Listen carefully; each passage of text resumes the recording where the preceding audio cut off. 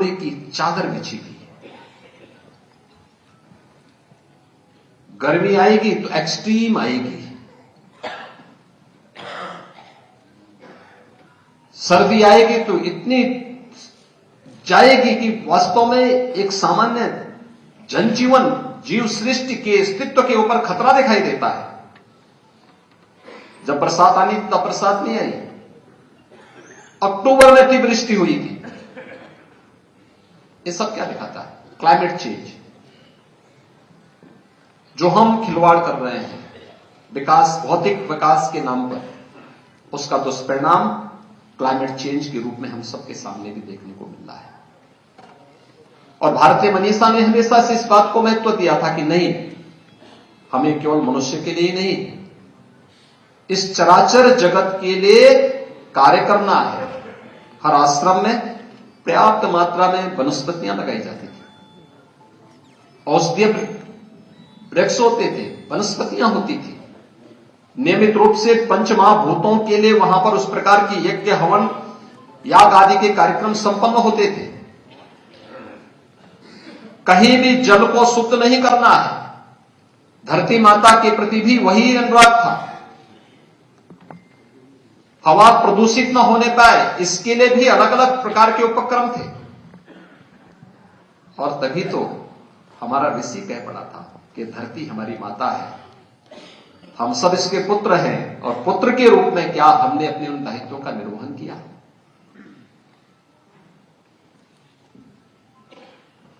अपने स्वयं के विकास के लिए, अपनी स्वयं की समृद्धि के लिए क्या कुछ नहीं किया हमने? तमाम जहर धरती माता के साथ मिला रहे हैं, धरती जहरीली हो रही है। कोई भी चीज ऐसी है जो आज जहर से मुक्त हो, और परिणाम क्या है? जवान में, एक जवानी में ही उसकी किडनी फेल हो रही है, लीवर खराब हो रहे हैं, हार्ट की बीमारी हो रही है, शुगर। कल इससे जुड़े हुए विशेषज्ञों के साथ में बैठा हुआ था।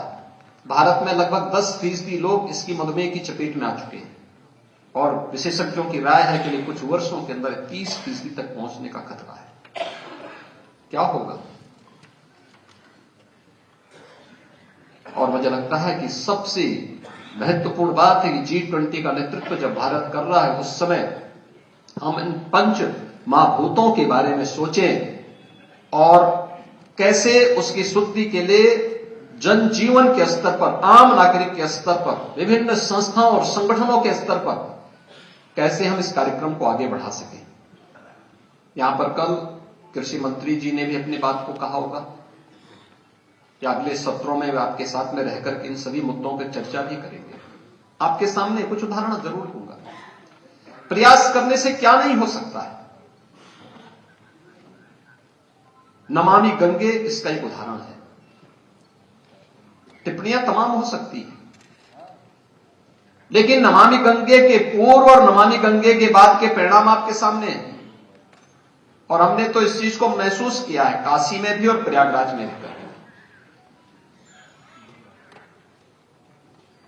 गंगोत्री से लेकर गंगा सागर तक गंगा जी ने लगभग 2500 किलोमीटर की यात्रा तय करती है, और इसमें से 1025 किलोमीटर उत्तर प्रदेश के अंदर ये यात्रा तय होती है मां गंगा की।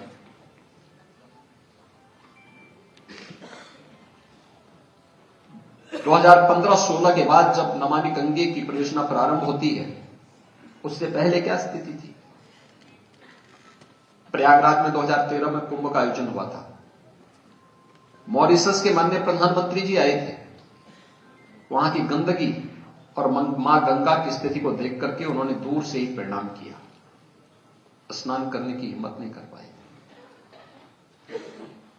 2019 में कुंभ हुआ था, और प्रवासी भारतीय दिवस में इसी काशी की धरती पे प्रेम हुआ था, और मैंने उनसे अनुरोध किया था। मैंने कहा यहां आए हैं तो प्रयागराज कुंभ में भी आज आइए। अब वे कैसे मना करते, मैं अनुरोध कर रहा हूं। तो उन्होंने कहा योगी जी आया तो हूं, प्रयास करता हूं, मेरे साथ एक बहुत बड़ा डेलीगेशन है। मैंने कहा जो उनकी व्यवस्था करवा देते हैं। हम लोगों ने व्यवस्था कराई, 400 लोगों का डेलीगेशन प्रयागराज में गया।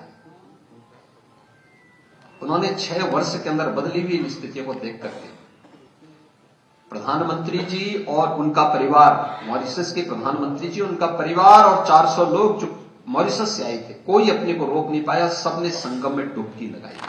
ये बदली हुई तस्वीर थी। 2017 के पहले काशी में हम लोग पहले भी आते थे, नमामि गंगे परियोजना के लागू होने के पहले भी आते थे। मैं 2 वर्ष पहले जब यहां बाढ़ आई थी तब भी मैं आया था, एनडीआरएफ के साथ गंगा में स्टीमर के साथ चल रहा था बाढ़ क्षेत्रों का दौरा करने के लिए। अचानक मेरे उसमें आया, मैंने प्रश्न किया एनडीआरएफ से, मैंने कहा मुझे बताइए नमामि गंगे परियोजना के लागू होने के पहले और बाद में कुछ अंतर आया कि नहीं आया? उन्होंने कहा आया है। मैंने कहा क्या अंतर है? उन्होंने कहा पहले हम प्रैक्टिस करते थे तो पूरे शरीर में लाल लाल चकत्ते पड़ जाते थे। ये दिखाता था कि गंगा का जल आचमन की बात तो दूर, स्नान करने लायक भी नहीं है। लेकिन आज जब हम स्नान करते हैं, जब हम लोग यहां प्रैक्टिस करते हैं, कोई दाग, कोई लाल चकत्ते नहीं आते। दिखाता है मां गंगा का जल अब शुद्ध है और इसको ये शुद्धता की ओर आगे बढ़ा है। दोस्तों, उन्होंने कहा कि गंगा में, गंगा की पहचान थी गांगे डॉल्फिन के कारण, आज वो दिखाई देती है। डॉल्फिन यहां दिखाई दे रही है। और फिर हम लोग जब भी उधर से निकलते हैं अब देखने को मिलता है, अकेले कानपुर में राष्ट्रीय गंगा परिषद की बैठक प्रधानमंत्री जी ने 2019 में की थी और तब कानपुर में सीसामऊ नाले में 14 करोड़ लीटर सीवर प्रतिदिन गंगा में डाला जाता था। सबसे क्रिटिकल पॉइंट था कानपुर, आज एक भी बूंद नहीं है, एक बूंद नहीं गिरती है। जाजमऊ कानपुर में एक भी जलीय जीव नहीं बचे थे। आज आप देखिए वहां मछली और जलीय जीव फिर से आपको दिखाई देंगे। ये परिवर्तन है और इन परिवर्तनों के साथ जुड़ने के लिए कृषि विभाग ने भी अपने स्तर पर एक व्यवस्था बनाई है। भारत सरकार और राज्य सरकार ने मिलकर के, डबल इंजन की सरकार जब कार्य करती है तो किस रूप में उसके परिणाम आते हैं कि गंगा के तटवर्ती दोनों क्षेत्र, जो भी जनपद हमारे पड़ेंगे, ऐसे 27 जनपदों में हम प्राकृतिक खेती करेंगे, गौ आधारित प्राकृतिक खेती करेंगे। कोई पेस्टिसाइड नहीं, कोई केमिकल नहीं, कोई फर्टिलाइजर नहीं। और इसको प्रोत्साहित करने के लिए सरकार ने अपने स्तर पर भी इंसेंटिव देने प्रारंभ किए। और मैंने स्वयं इन सभी जनपदों को, उत्तर प्रदेश ने प्राकृतिक कृषि बोर्ड का गठन कर दिया है। हम इन कार्यक्रमों को आगे बढ़ा रहे हैं। सभी कृषि विज्ञान केंद्रों को इसके साथ जोड़ा है। प्राकृतिक खेती से जो उत्पाद आएगा, इस वर्ष हम लोगों ने इसको देखा कि वास्तव में केमिकल, फर्टिलाइजर और पेस्टिसाइड का उपयोग करके कितना उत्पाद आएगा और गौ आधारित प्राकृतिक खेती से कितना उत्पाद आता है, इसकी तुलना करो।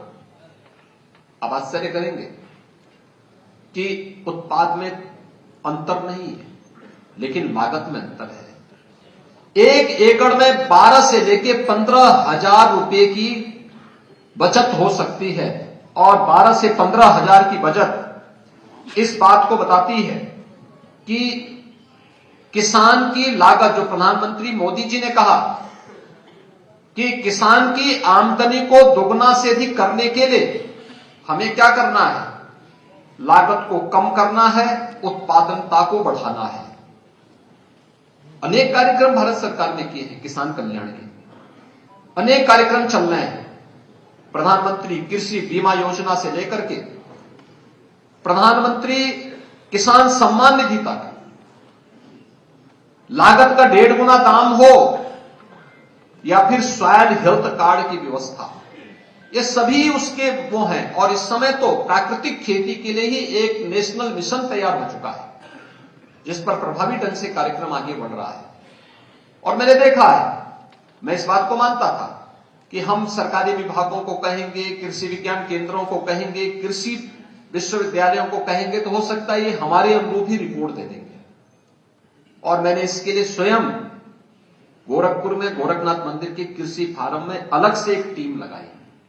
वहां के कर्मचारियों की टीम को ट्रेनिंग देकर के उनको लगाया मैंने कहा मुझे बताओ कि केमिकल फर्टिलाइजर और पेस्टिसाइड डाल करके तुम्हारा उत्पादन कितना हो रहा है, और गौ आधारित खेती करने पर जिसमें जीवामृत और घनामृत आदि का उपयोग करके तुम कितना उत्पादन कर रहे हो, इसको मुझे बताओ।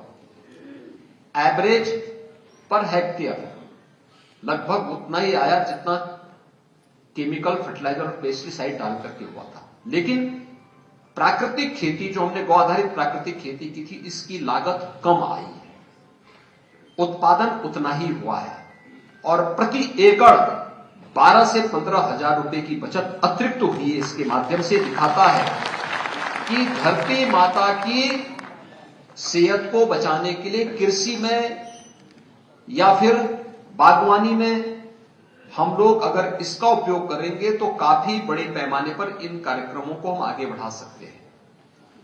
और यह सबसे अच्छा समय है जब हम धरती माता के इस ऋण से उऋण होने के लिए, किसी कालखंड में भारत में खाद्यान्न में आत्मनिर्भरता के लक्ष्य को प्राप्त करने के लिए हमने केमिकल फर्टिलाइजर और पेस्टिसाइड उस समय की आवश्यकता पड़ी होगी। लेकिन आज जब भारत दुनिया के उन 20 प्रतिष्ठित देशों का नेतृत्व कर रहा है, तब दुनिया को एक नई राह दिखाने के लिए एक दूसरा गाय को भी हमने मां माना है। तो गौ माता के प्रति अपनी सनातन आस्था को और प्रगाढ़ करने का भी एक अवसर है, जब गौ आधारित खेती को बढ़ावा देकर हम इस दिशा में अच्छा कार्य कर सकते हैं। और इस दिशा मुझे लगता है कि भारत के ग्रंथ, भारत के सभी पवित्र धार्मिक ग्रंथ इस बात की प्रेरणा हमें सदैव देते रहे हैं, सदैव उस दिशा में एक नई प्रेरणा प्रदान करते रहे हैं। हम सब इससे कुछ नया करने की दिशा में प्रयास करेंगे। यह एक दूसरा, हम लोगों ने गंगा के तटवर्ती 27 गांवों के साथ साथ पूरे बुंदेलखंड के 7 जनपदों को भी प्राकृतिक खेती के लिए चुनाव किया है। हम उस पर कार्य अपना आगे बढ़ा रहे हैं। हमने तय किया है इसके सर्टिफिकेशन की कार्रवाई को भी हम अलग अलग जगह लैब्स बनाएंगे। यहां वाराणसी में हमारी लैब जो इस बात को साबित कर सकेगी, इसको प्रमाणित करेगी कि यह जो बीज है या जो प्रोडक्ट है या प्राकृतिक है या ऑर्गेनिक है, वह लैब यहां काशी में लगभग तैयार होने जा रही है। इसके अलावा 8 अन्य जनपदों में सरकार अलग से अपनी लैब स्थापित कर रही है। और हम लोगों ने हर कमिश्नरी मुख्यालय में, मंडी समिति में प्राकृतिक और जैविक खेती का एक आउटलेट अलग से स्थापित कर दिया है। जहां पर उस आएगा तो उसको हम खरीदेंगे, फिर उसको मार्केटिंग देंगे। हर कृषि विज्ञान केंद्र, 89 कृषि विज्ञान केंद्र प्रदेश में है। 6 कृषि विश्वविद्यालय हैं जिसमें 4 प्रदेश शासन के द्वारा संचालित है। इन सबको कहा है कि वे प्राकृतिक और जैविक प्रोडक्ट के सर्टिफिकेशन के लिए वे अपनी लैब को तैयार करें। राज्य सरकार उनको अनुदान देगी और वह फिर उसको प्रमाणित करके भेजे, जिससे हम मार्केटिंग उन सभी उत्पादों की कर सकें। बहुत अच्छा उसका उत्पाद उपलब्ध हो रहा है। और ये वास्तव में हम अपने धरती माता के ऋण से अपने को ऋण करने की दिशा में एक नया प्रयास ये होगा। और इस दिशा में पंच महाभूतों की रक्षा के लिए, उसको फिर से उसके वास्तविक स्वरूप में प्रदान करने के लिए, ये केवल एक खेती किसानी तो उसका एक छोटा सा हिस्सा है, लेकिन वास्तव में इस चराचर जगत की रक्षा करने के लिए, उसके संरक्षण के लिए चलाए जाने वाले एक बृहद अभियान का ये हिस्सा होगा। और हम सब, आप सब उस परंपरा के साथ जुड़े हुए हैं। ये ऋषि परंपरा से जुड़ करके हम सबको आनंद की अनुभूति होनी चाहिए, गौरव की अनुभूति होनी चाहिए। और इसमें कुछ भी प्रयास हो सकता है तो यह हमारे ऋषि ऋण से उऋण होने का एक माध्यम और एक हमारे पास एक रास्ता होगा। इस विश्वास के साथ इस त्रिदिवसीय संगोष्ठी के लिए मैं यहां पर आयोजकों को हृदय से धन्यवाद देता हूं और विश्वास व्यक्त करता हूं हम किसी निष्कर्ष पर अवश्य निकलेंगे। शासन आपके इस पूरे अभियान को पूरा समर्थन करेगी और धरती माता की सेहत के लिए जिस भी प्रकार के कदम उठाने की आवश्यकता पड़ेगी, हम लोग पूरी मजबूती के साथ इसके साथ खड़े होंगे। आप सबके प्रति मेरी शुभकामनाएं। धन्यवाद। जय हिंद। तो वाराणसी से मुख्यमंत्री को सुन रहे थे आप, जहां पर सीएम योगी इस जनसभा कार्यक्रम में शामिल हुए हैं। बता दें आपको, ये वाराणसी के BHU यूनिवर्सिटी का कार्यक्रम था, जिसका नाम था सुलामा कार्यक्रम। और इस कार्यक्रम में मुख्यमंत्री योगी ने अपने संबोधन में तमाम बातें कही है। मुख्यमंत्री ने कहा कि क्लाइमेट चेंज का दुष्परिणाम दुनिया झेल रही है। साथ ही मुख्यमंत्री योगी आदित्यनाथ ने कहा कि किस तरीके से हम इस कार्यक्रम के माध्यम से, सुफलाम कार्यक्रम के माध्यम से दुनिया को चेता सकते हैं। सुफलाम कार्यक्रम में मुख्यमंत्री योगी ने संबोधित किया है और पर्यावरण पर खास तौर से मुख्यमंत्री योगी बोले हैं। मुख्यमंत्री ने कहा कि यहाँ 2 बजे का कार्यक्रम था, लेकिन मुझे आने में वक्त लगा। मैं 3:30 बजे तक आया और इसकी वजह थी कोहरा। भारत ने बहुत सारी उपलब्धियां हासिल की है, ये भी सीएम योगी ने कहा अपने संबोधन में। कोरोना के आगे भारत ने हार नहीं मानी, ये भी सीएम योगी ने कहा है अपने संबोधन में। साथ ही भारत की वैक्सीन सबसे ज़्यादा प्रभावी रही है, ये भी सीएम योगी बोलते हुए दिखाई दी है। और फिलहाल ये तस्वीरें आपके सामने, आप देखिए किस तरीके से मुख्यमंत्री का स्वागत किया गया। जब मुख्यमंत्री पहुंचे हुए थे, तमाम गणमान्य लोग जो है वो मंच पर बैठे हुए हैं और बीच में सूबे के मुख्यमंत्री योगी आदित्यनाथ विराजमान है। ये वाराणसी के BHU में कार्यक्रम चल रहा था, सुफलाम कार्यक्रम। विकास के नाम पर खिलवाड़ हो रहा है, जिससे क्लाइमेट चेंज हो रहा है। G20 समिट के दौरान हमें इस पर विचार करना होगा, ये भी सीएम योगी ने कहा है। तो प्रयास करने से हर कुछ संभव है, ये भी मुख्यमंत्री योगी आदित्यनाथ ने कहा है। नमामि गंगे इसका एक प्रत्यक्ष उदाहरण है। नमामि गंगे को लेकर सीएम ने कहा कि जब प्रधानमंत्री मोदी ने नमामि गंगे को लेकर कदम उठाए, उसका परिणाम भी देखने को मिला।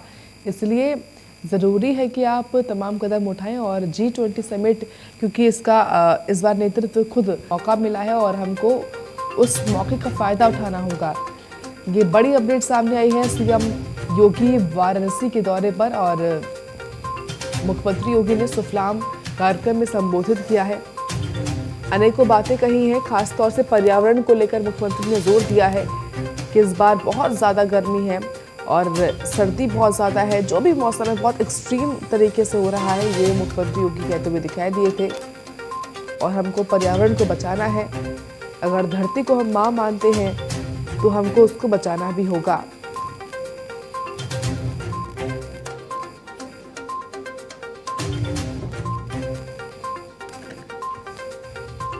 अनेकों बातें मुख्यमंत्री ने कही अपने संबोधन में।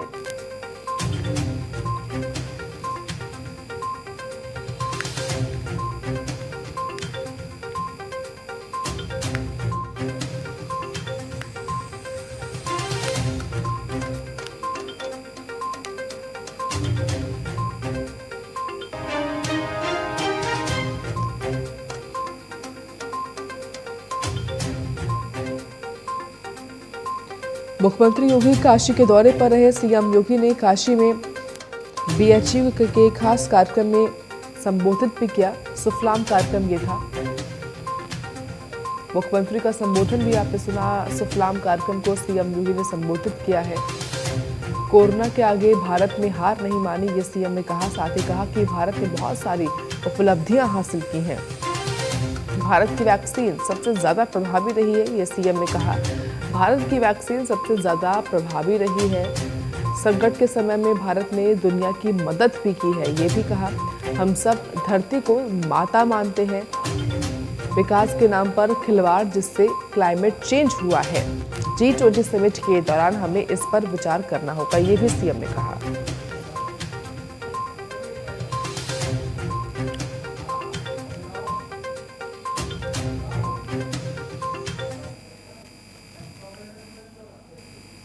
उत्तर प्रदेश के लखनऊ में समाजवादी पार्टी ट्विटर हैंडल के संचालक को गिरफ्तार किया गया है। हजरतगंज पुलिस थाना पुलिस ने मनीष जगन अग्रवाल को गिरफ्तार कर लिया है। समाजवादी पार्टी के ट्विटर हैंडल से की गई अभद्र टिप्पणी को लेकर हजरतगंज कोतवाली में 3 केस दर्ज कराए गए थे, जिसके बाद ट्विटर हैंडल के संचालक को गिरफ्तार किया गया है। वहीं गिरफ्तारी के बाद समाजवादी पार्टी ने पुलिस मुख्यालय के बाहर जमकर प्रदर्शन किया है, जिसकी तस्वीरें भी आपके सामने हैं। जिसके बाद राजनीति में सियासत गर्मा गई है और बयानबाजी का दौर भी शुरू हो गया है, जिसमें बीजेपी और सपा एक दूसरे पर वार पलटवार करते हुए दिखाई दिए हैं। तो देखिए, आज सुबह ही गिरफ्तारी हुई थी मनीष जगन अग्रवाल की और उसके बाद खुद समाजवादी पार्टी के मुखिया पहुंचे हुए थे पुलिस मुख्यालय और वहां पर पहुंचकर उनकी तरफ से भी बयान दिया गया, जिसके बाद अब बयानबाजी होती जा रही है।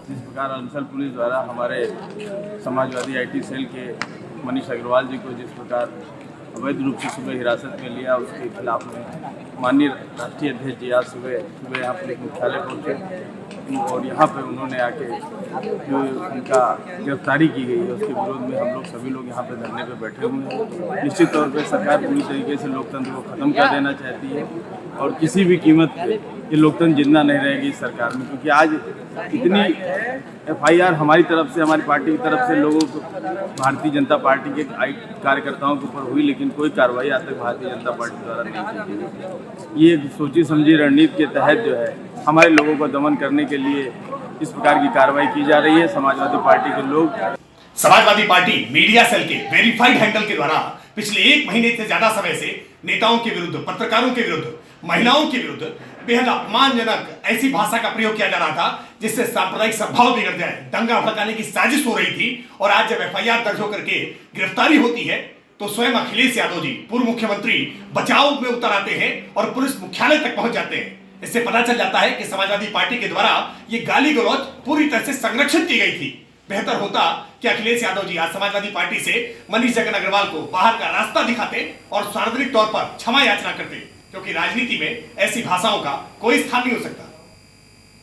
समाजवादी पार्टी के ट्विटर हैंडल संचालक की गिरफ्तारी पर ADG ने बयान दिया है, जहां ADG ने कहा कि मनीष जगन अग्रवाल की गिरफ्तारी पुलिस ने नियमों के अनुसार की है और कार्रवाई कर रही है, क्योंकि मनीष जगन ने अभद्र टिप्पणी की थी, जिस पर कार्रवाई करते हुए केस दर्ज करते हुए गिरफ्तार किया गया है।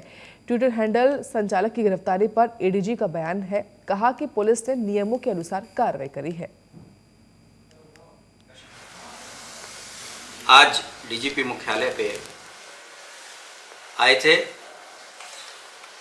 क्योंकि वो खुद माननीय विधायक हैं और उनके साथ कुछ अन्य माननीय विधायकगण भी मौजूद थे। उनको प्रवेश दिया गया तथा अन्य लोगों को प्रवेश नहीं दिया गया। क्योंकि आज संडे का दिन था तो कोई भी यहाँ सभी लोग मौजूद नहीं रहते। आवश्यकता अनुसार अधिकारी ही यहाँ पे उपलब्ध रहते हैं। यहाँ पे जो लोग उपलब्ध थे उनसे उनकी वार्ता हुई तथा स्थानीय पुलिस के वरिष्ठ अधिकारी भी तत्काल मौके पे आए। राष्ट्रीय अध्यक्ष जी के द्वारा ये जानने का, उनके द्वारा ये प्रश्न किया गया कि समाजवादी पार्टी मीडिया सेल से जुड़े एक व्यक्ति मनीष जगन अग्रवाल को क्यों पुलिस ने डिटेन किया है। इस संबंध में उन्हें सभी बातें बताई गई कि उपरोक्त व्यक्ति के खिलाफ एक नामजद अभियोग तथा मीडिया सेल के खिलाफ 2 अन्य अभियोग पंजीकृत हैं, जिसकी विस्तृत विवेचना इलेक्ट्रॉनिक फुटप्रिंट तथा सर्विस प्रोवाइडर से सभी सूचनाएं एकत्रित करने के बाद से उसकी गिरफ्तारी की गई है। और इसी के साथ अभी के लिए इतना ही। देखते रहिए प्राइम न्यूज़।